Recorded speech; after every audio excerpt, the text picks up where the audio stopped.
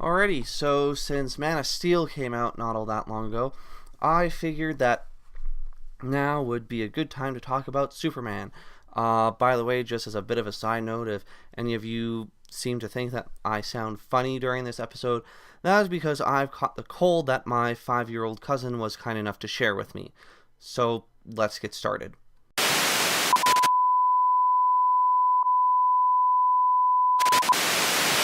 Alrighty, so Superman, otherwise known as Clark Kent or Kal-El, place of birth, planet Krypton, came to planet Earth as a baby and was raised by Ma and Pa Kent.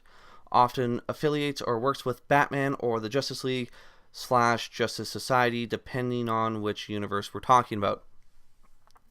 Superman was first created by writer Jerry Sledge and artist Joel Shuster as high school students living in Cleveland, Ohio in 1933.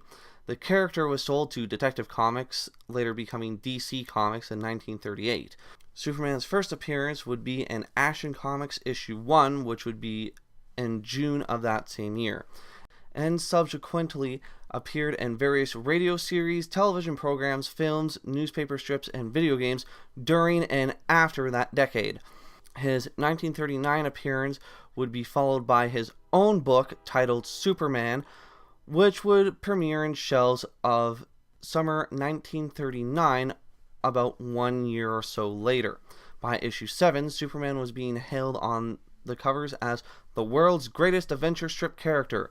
Perry White, a supporting character who had originally immigrated from the Superman radio program, was introduced into the comic books in issue 7, October of 1940. Editor Mott Wessinger began his long association with the title with issue 11, July and August of 1941.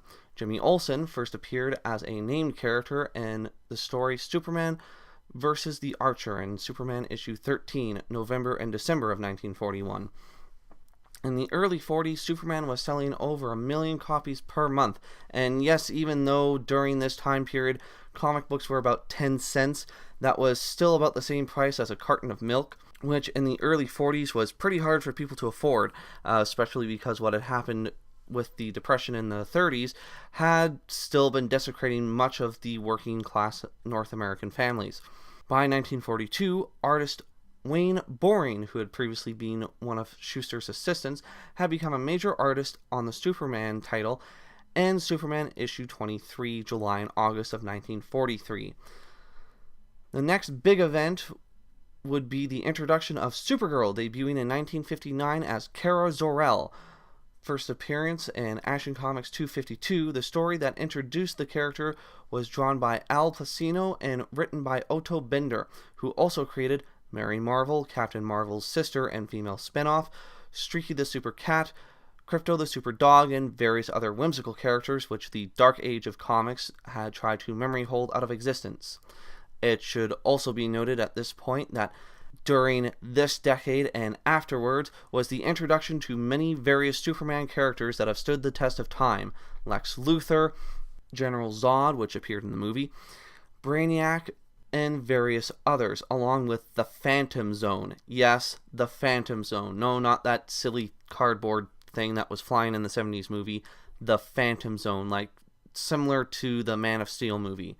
This timeline for both the original Superman and Supergirl would come to an end in 1986's Crisis on Infinite Earths, and I'll tell you what happened to them after that event next time. I'm CJ, and thanks for tuning in.